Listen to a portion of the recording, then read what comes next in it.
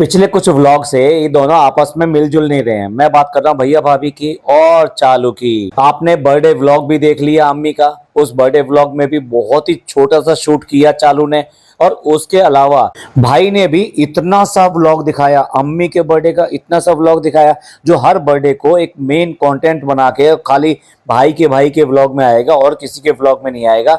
उसके बाद भी जनाब ने इतना सा दिखाया। तो हमने आपको बताया था इन सारी चीज़ों के देखने के बाद में, और इसके अलावा एक दूसरे के घर में ना जाने की वजह से हमने ये बताया था कि इनमें आपस में बहुत झगड़ेबाजी हुई है, और उसी झगड़े का नतीजा है कि ये सब चीज़ें दिखाई दे रही हैं, और एक दूसरे के यहाँ बिल्कुल नहीं जा रहे हैं और एक दूसरे के व्लॉग में अपीयर भी नहीं हो रहे हैं। चालू ने भी अपने 6th ईयर सेलिब्रेशन में इनको नहीं बुलाया और बहाना क्या मार दिया कि वो सो गए हैं। भाई आप देख लीजिए, सारी ब्रिंगिंग हो रही है ना, तो कब सो जाएंगे? अगर आप कहोगे तो वो क्यों करके सोएंगे, वो क्यों करके नहीं आएंगे? तो ये इसलिए नहीं आ रहे क्योंकि आपस में बहुत झगड़ा हुआ है। तो हमने, आपको याद हो तो, ये भी वादा किया था कि हम जैसे ही पता लगेगा आपको बताएंगे भी। तो आज हमने वो चीज़, ये पहेली जो थी वो क्रैक डाउन कर लिया। ये क्या हुआ इनके बीच में, क्यों हुआ है, वो सारी चीज़ आज इस पॉडकास्ट में आपको बताएंगे। पर उससे पहले 2-3 और जरूरी बात के ऊपर डिस्कशन करना है। आपको याद होगा कि जब शहर आई थी तो शहर को वॉशरूम जाना था, और वॉशरूम जाने के लिए वो हाथ में पेस्ट एंड ब्रश लेके बैठी हुई थी और वेट कर रही थी कि वॉशरूम में कोई खाली होगा, उसके बाद में वो जा पाएगी। और तब चालू ने आके कहा था, तुम यहाँ क्या वेट कर रही हो, तुम वहाँ उस वाले वॉशरूम में क्यों नहीं चली गई? तब उसने ये कहा था कि नहीं, आपके वॉशरूम में मैं नहीं गई क्योंकि आपसे पूछा नहीं, या उसने कुछ ऐसा कहा था कि वहाँ लॉक लगा हुआ है, ऐसा कुछ कहा था। और उसके बाद में आपको याद हो, अगले ही व्लॉग में वो वॉशरूम दिखाई दे रहा था और उस पर चाबी लगी हुई थी। तो ये इस बात का प्रूफ था कि ये अपना वॉशरूम लॉक करके रखती है। पूरा घर जो है एक जगह चला जाए और दूसरे, ये दोनों सिर्फ और सिर्फ एक ही वॉशरूम यूज करेंगे, यानी इसके वॉशरूम में जाने की इजाजत किसी को नहीं है। अब आपको ये सारी कहानी याद आ गई होगी। अब मैं ये अभी क्यों बता रहा हूँ, क्योंकि एक बार फिर यही सब कहानी एक बार फिर सामने आई है। अभी चालू ने अपने लेटेस्ट व्लॉग में अम्मा को वॉशरूम दिखाया, या ये कहिए अम्मा अचानक ही इसके वॉशरूम में आ गई और वो ऐसी आंखें फाड़ फाड़ के ही देख रही थी। हाँ, इसका वॉशरूम ऐसा है, इतना अच्छा है, ऐसे करके। शायद उसको अपना वाला वॉशरूम याद आ रहा हो जो मौदा का है, पर चलो वो भी याद नहीं आ रहा होगा। तो जिस वॉशरूम में आज की डेट में सारे के सारे जाते हैं, वो वॉशरूम और चालू के वॉशरूम में बहुत अंतर है, ऐसा उसको देख कर लगा। तो इससे आपको क्या लगा? इसका मतलब ये है कि एक बार फिर ये साबित हो गया कि इसके वॉशरूम में, यानी कि ये महारानी है और बाकी सब प्रजा हैं, और प्रजा को इतनी हिम्मत कहाँ कि वो उसके वॉशरूम यूज कर सकें, उसके वॉशरूम में जा सकें, उसके बेडरूम में चले जाते हैं। ये इतनी बड़ी बात है भाई। और ये तो देखो, अगर उसमें ताला चाबी रहती है, यानी कि वो लॉक रहता है, तो इसका मतलब पिज्जा को भी वहां जाने की इजाजत नहीं है। ओनली सिर्फ राजा और रानी जाएंगे, बाकी ये गुलाम जाए दूसरे वाले वॉशरूम में। वो जो स्टेशन का होता है ना, वो प्लेटफॉर्म का होता है ना, वैसे वाले वॉशरूम में जाएं। वो कोई भी उसके वॉशरूम में नहीं जा सकता, आइदर इमरजेंसी क्यों ना हो तब भी नहीं जा सकता। और इतनी बूढ़ी अम्मा ने आज इतने टाइम में ये पहली बार वॉशरूम देखा। आपको नहीं लगता ये कितनी बड़ी बात है, कितने आश्चर्य की बात है? इतनी ज्यादा नीचता है यार, वॉशरूम से भी में भी राजनीति हो रही है। यानी वॉशरूम भी किसका है, कौन जाएगा कौन नहीं जाएगा, इसका बिल्कुल रिजर्वेशन है, बिल्कुल फिक्स है, रिजर्व्ड है ये। और फिर भी चालू अप्पी के भावों और चालू अप्पी के जो भक्त हैं वो आ जाते हैं ये सब बात करने के लिए। ये तो देखो, एक वॉशरूम के ऊपर इतनी बड़ी राजनीति कर रही है ये। अपनी जो माँ की भी माँ है, नानी, उसको भी इजाजत नहीं है। उसने, अब देखिए, अभी वो रह रही है यहाँ पे, इससे पहले भी आके रह गई थी। जब से इसका नया घर बना है तब से ये कम से कम 2 बार तो आ चुकी है, तो उसको 2 बार में 1 बार भी ये वॉशरूम देखने को नहीं मिला। मुझे तो बहुत ज्यादा आश्चर्य रहा इस बात का। यानी साल 1.5 साल के अंदर वो 1 बार इसका वॉशरूम देखना उसको नसीब नहीं हुआ। क्यों? क्योंकि ताला रहता है, चाबी नहीं है। चाबी किसके पास है? मेम साहब के पास है, रानी के पास में, महारानी के पास में। गुलामों के लिए कहाँ है? गुलामों के लिए तो वो ही बाथरूम है जो बस स्टैंड के आसपास मिलता है, जो आपको रेलवे प्लेटफॉर्म पे मिलता है। मुझे नहीं लगता ये अपनी अम्मी को भी इजाजत देती होगी उस वॉशरूम में जाने की। भाई कितने ज्यादा कनिंग हैं, कितने ज्यादा ये सेल्फिश हैं, कितने ज्यादा खराब हैं, जरा सी शर्म भी नहीं है, अपने और उससे बड़ों का बिल्कुल अदब भी नहीं है। भाई क्यों कर हो, जब इसकी माँ में ही अदब नहीं है अपने से बड़ों का, तो फिर यही क्यों करेगी, अपने माँ के पद चिन्हों पे चलेगी। इसकी माँ खुद ऊपर सोती है और अपनी माँ को, जो बूढ़ी है, जो 90 साल के आसपास है, शर्म भी नहीं आती, 90 साल के आसपास है, उसे जमीन पर सुलाती है। भाई आपके मेरे सबके घरों में ये होता है कि जो गेस्ट आया है, हुस एवर भी, अगर वो बड़ा है तो और भी ज्यादा, उसको सबसे अच्छा बिस्तर, सबसे अच्छा जगह सोने के लिए दी जाती है, सारा आराम उसका चेक किया जाता है, उसका पानी रात को वहाँ पे अवेलेबल है या नहीं है, बिस्तरे अच्छे अच्छे वाले निकाल के दिए जाते हैं, सबसे अच्छे वाले बिस्तरे उसके लिए निकाल के दिए जाते हैं। तो इतनी इज्जत दी जाती है अपने से बड़े को अपने घर के अंदर। एक ये बेशरम लोग हैं, इन्हें किसी बुजुर्ग की, बड़े की रत्ती भर भी इज्जत नहीं है, उसकी इज्जत ऐसे गिरा रखी है बिल्कुल नीचे। भाई उसको बिल्कुल भिखारियों की तरह जो है तुमने जमीन पर डाल रखा है। पहले तो वो गद्दा भी नहीं था, ये गद्दा भी लोगों ने कहा तो उसको गद्दा मिला है, नहीं तो पहले तो ऐसे चदरें बिछा बिछा के ये सोते थे। और उसको बेड भी जो है लोगों के कहने पे मिला था, बेड यानी फोल्डिंग, नहीं तो वो फोल्डिंग भी नसीब नहीं था। और तब भी उसकी अपनी सगी बेटी को तो बिल्कुल भी शर्म नहीं आई कि वो उनको ऊपर सुलाने के लिए देखती। भाई उसके पास तो पहले से ही बेड था ना, अपने बिस्तर पे नान को सुला सकती है लेकिन अपनी माँ को नहीं सुला सकती।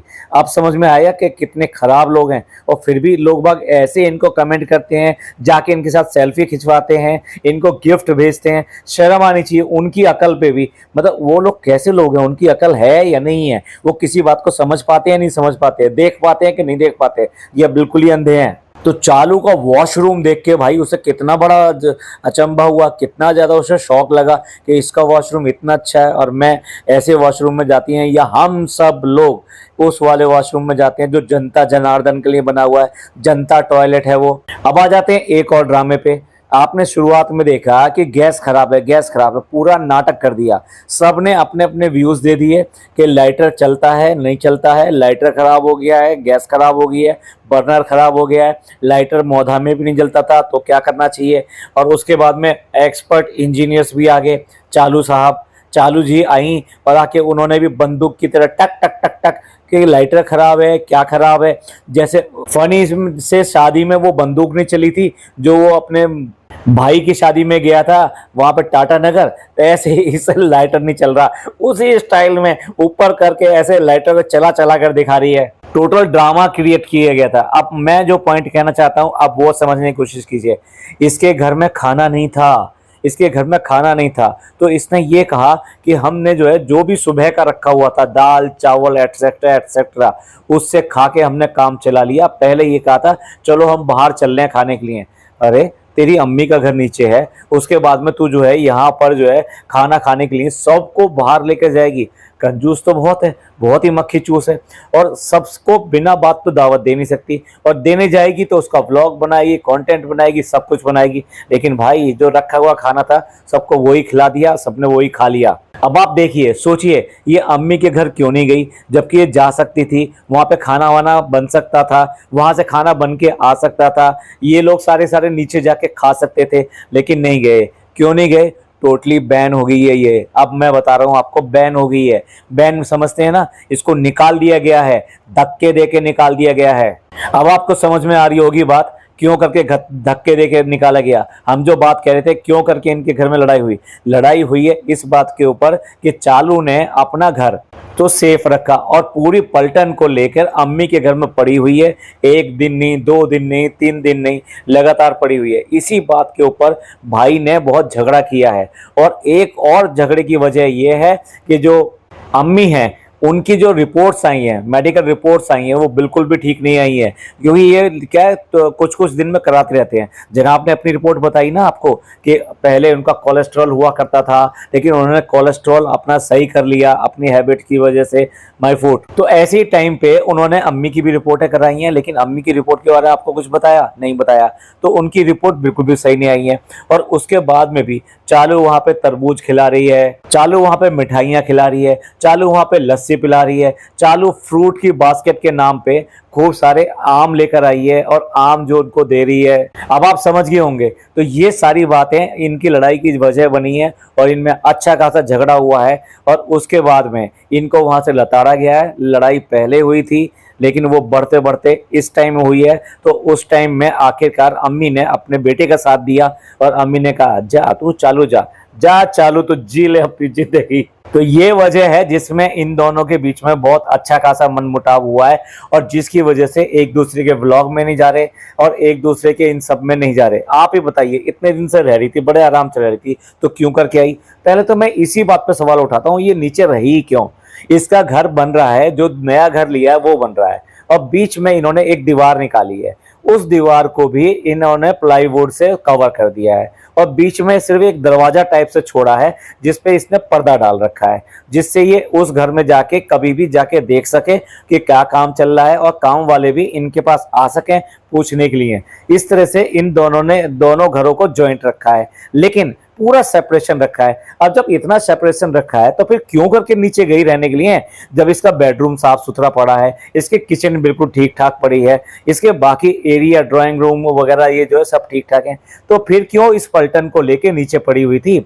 इतनी सेल्फिश और इतनी मक्कार क्यों है ये? और इसी वजह से भाई ने इसको लताड़ा है और बहुत अच्छी तरह लताड़ा है। और भाई भाभी क्या करती है वो भी आपको सबको पता ही है। तो ये इनकी आपस में लड़ाई की वजह थी। आज इस व्लॉग से क्रैकडाउन हो गया कि इनकी वजह क्या थी। भाई हमारे पास कोई सीसीटीवी नहीं है, हम कोई झूठ नहीं बोलते, न ही हमारे पास उनके घर में बैठा हुआ कोई इन्फॉर्मर है कि डी दादा खबर दे देंगे या फलाना खबर दे देंगे या वो खबर दे देंगे, ऐसा कुछ नहीं है। इनके व्लॉग में ही बात होती है, हम पहचान लेते हैं, बाकी सामान्य लोग जो है उसको व्लॉग समझ के आगे चले जाते हैं, समझते हैं कि भाई एक नॉर्मल चीज़ है। अब एक और उदाहरण दूंगा इसी नॉर्मल चीज़ का, जो लोगों को लगेगा बहुत नॉर्मल है, पर असल में इसके व्लॉग में अगर आप ध्यान से देखो और अगर आप सोचने समझने की क्षमता रखते हैं तो इसके व्लॉग में की गई हर चीज़ कहीं ना कहीं निशाना साधती हुई दिखाई देगी किसी ना किसी के ऊपर। देखिए अभी जो है भाभी ने एक रील बनाई है, एक प्रोडक्ट प्रमोट करने के लिए रील बनाई है और उसमें कहा है कि मैं अपने डेली रूटीन जो है,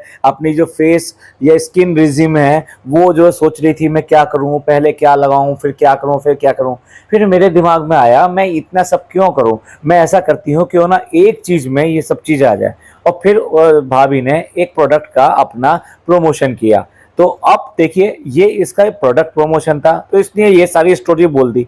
आप सबको पता ही होगा प्रोडक्ट प्रमोशन के लिए कही गई बातें होती हैं, उन्हें सीरियसली नहीं लेना चाहिए, वो आधे से ज़्यादा झूठ कही जाती हैं, बढ़ा चढ़ा के उसके प्रोडक्ट के बारे में कहा जाता है। अब देखिए ये तो भाभी ने कहा था, लेकिन अब चालू का आज का व्लॉग देखिए, जो नया व्लॉग आया है उसमें उसने भाभी के ऊपर निशाना साधा है। कैसे निशाना साधा है अब बताता हूँ आपको। अब देखिए चालू अपनी स्किन केयर बता रही है और ये कह रही है कि देखो हमें भाभी ने दिए थे, मतलब कितने पहले दिए थे आपको याद है? ये कोरियन प्रोडक्ट्स दिए थे इसको भाभी ने, वो 5-6 तरीके के थे कि कोरियन जो है कैसे करके अपनी स्किन जो है स्मूथ रखते हैं और कैसे स्किन का मतलब ट्रीटमेंट करते हैं और डेली बेसिस पे क्या क्या यूज़ करते हैं, वो सारी चीज़ें भाभी ने दी थी। भाभी ने इसको बुला के समझाया भी था कि इनको कैसे कैसे यूज़ करना है। तो तब तो इसने एक व्लॉग बाद में बोल भी दिया था कि भाभी से हम समझ लेंगे कि ये क्या क्या है और भाभी ने इसको समझाया तो अभी इसने बताया था। अब ये तो थी एक नॉर्मल बात। अब एबनॉर्मल बात क्या है? एबनॉर्मल बात ये है कि आज उसी स्किन रिजीम को लेकर बैठी है और बता रही है कि फ्रेंड्स एक से कुछ नहीं होता, पहले हमें ये करना पड़ता है फिर ये करना पड़ता है। यानी यहाँ भाभी पे निशाना लगा रही है कि भाभी ने जो कहा है कि इतनी सारी चीज़ें ना करके मैं सोच रही हूँ कि एक होनी चाहिए, तो वो झूठ बोल रही है। खुद तो कोरियन स्कीम लेती है, यानी कोरियन जो स्किन रिजीम लेती है और उसमें 1 2 3 4 नहीं कई सारे प्रोडक्ट हैं, उन सबको यूज़ करती है, लेकिन अब बोल रही है कि नहीं एक रिजीम चाहिए मुझे ये सब चीज़ें नहीं चाहिए। तो भाई आंखें खोले रखिए, कान खुले रखिए और अपने दिमाग को खुला रखिए। आपको इसके व्लॉग में आने वाली हर चीज़ में कहीं ना कहीं निशाना आ जाएगा और समझ जाएंगे आप। पिछले व्लॉग में हम लोगों ने पॉडकास्टर ने मैं बहुतों के तो सुनता नहीं, लेकिन शबनम जी ने और मैंने ये इसको कॉल आउट किया था कि ये कैसे डेंटिस्ट के पास में लेके गई है। सड़क छाप डेंटिस्ट है, ये क्या है जिसके यहाँ एक्सरे भी नहीं होता, एक्सरे करने के लिए भी वो कहीं और करा रहा है। और सेम टाइम में भाई कोई ऑफेंड ना हो इसलिए मैंने माफी भी मांगी थी कि मैं डेंटिस्ट के लिए कुछ नहीं कहना चाह रहा, but the level of dentist, यानी कि सब तरह के होते हैं ना डॉक्टर, छोटा बड़ा और बहुत बड़ा, बहुत पैसे वाला, इस तरह से अलग अलग स्टेटस के होते हैं। तो वो डॉक्टर डॉक्टर है, डॉक्टर का हम सम्मान करते हैं, तो मैं ऐसी कोई बात नहीं कहना चाहते, लेकिन उसका स्टेटस वैसा वाला स्टेटस नहीं था जिस स्टेटस की बात करते हैं। तो इसने जानबूझ के इस वाले व्लॉग में ये कहा है कि फ्रेंड्स ये वो ही डेंटिस्ट हैं, उनका वो नाम भी दिखा दिया कि ये वो वाले हैं, पहले कुछ नहीं दिखाया था।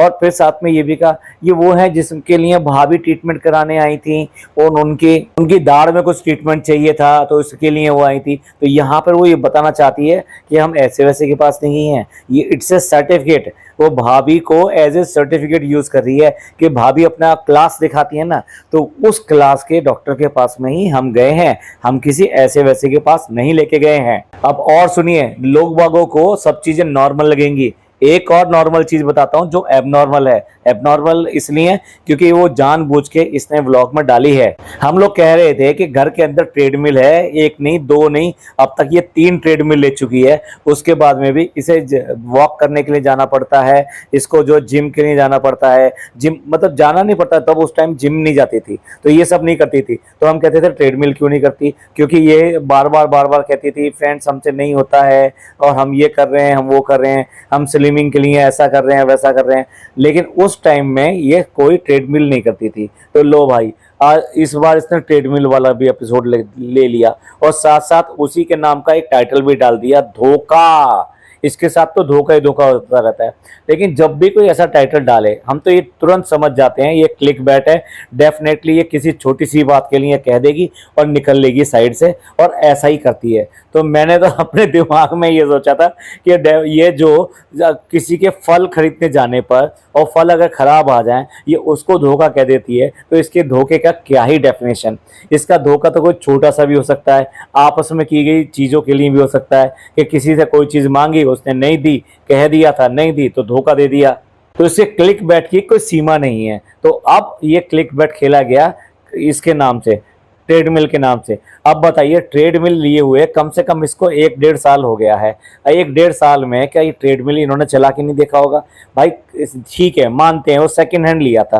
पहली बात तो ये कंजूस मक्खी चूस ने सेकंड हैंड लिया क्यों? जब ये इतने पैसे वाली है तो इसे सेकंड हैंड लेने की जरूरत क्या थी? ये तो अपने घर का सामान सारा सेकंड हैंड की तरह निकालती है, दूसरों को देती है। तो भाई ऐसा कैसा इससे भी बड़ा ब्लॉगर था जिसने ऐसे सेकंड हैंड में ये ट्रेडमिल चिपका दी। तो ये ट्रेडमिल जब आई होगी भाई, देखिए अब आप चाहे पुरानी लेकर आए लेकिन आपके लिए नई आई है, तो आप जैसी आती है तो उसको चला के देखते हैं, तो आप खुद चला के देखते हैं, घर के लोग जो होते हैं वो भी आके देखते हैं, अच्छा हाँ कैसा ट्रेडमिल ले लिया, हाँ अच्छा लिया है, बहुत अच्छा लिया है। उसके बाद में उसे चल चल कर देखते हैं। तो भाई सारे के सारे लोग ऐसे ही हैं, जैसे ये केक खा के बोलते हैं, जैसे और कोई चीज़ खा के बोलते हैं अच्छा है अच्छा है। तो वो ट्रेडमिल चला नहीं था, उसके बाद में इन सब ने अच्छा कह दिया क्या, जो ये कह रही है कि आज धोखा हो गया।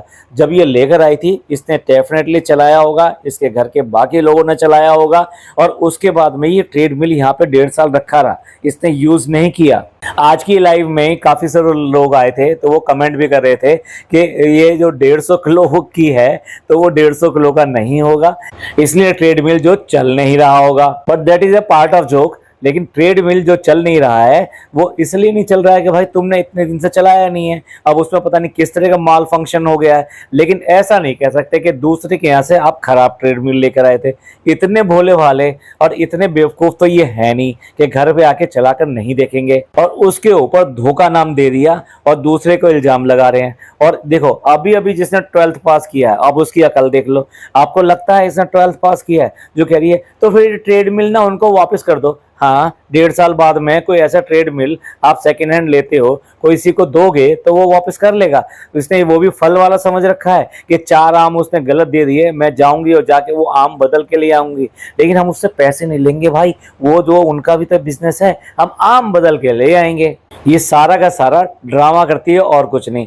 इस वाले व्लॉग में और भी कई सारी बातें हैं, उसके ऊपर बात करेंगे, थोड़ा सा बाद में बात करेंगे। ये वाला पॉडकास्ट हमने इसलिए बनाया है कि हमने जो वायदा किया था कि जैसे हमें पता लगेगा कि इन दोनों भाइयों के बीच, भाई बहनों के बीच में झगड़ा किस बात पे हुआ है। हमने कहा था झगड़ा हुआ है, तो देख लो सामने आ गया कि झगड़ा हुआ है, 101% झगड़ा हुआ है, और आज उसका सबूत भी मिल गया। और यही सबूत हमें बता रहा है कि ये क्यों करके आपस में लड़े थे और क्यों करके ये अपना टब्बर लेके, अपना सामान लेके और ये सब भगोने लेके चार चार तरह के भागकर ऊपर आ गई। और देखो अम्मी को नहीं दिखाया है इस व्लॉग में, आप समझ जाओ, बहुत सारे इंडिकेशन है इस बात के। और इसका घर साफ सुथरा पड़ा हुआ है, ये भी एक इंडिकेशन है कि झगड़ा क्यों हुआ और कितना झगड़ा हुआ, कितनी तगड़ा झगड़ा हुआ या कितने जोर का झगड़ा हुआ। ये इस बात से दिखाई देता है कि ना तो अम्मी को दिखाया गया और ना ही खाना ना होने पर भी अम्मी के पास खाना खाने जाया गया, और ना ही इनका जो बर्थडे ब्रिंगिंग थी वो प्रॉपर तरीके से कैप्चर किया गया।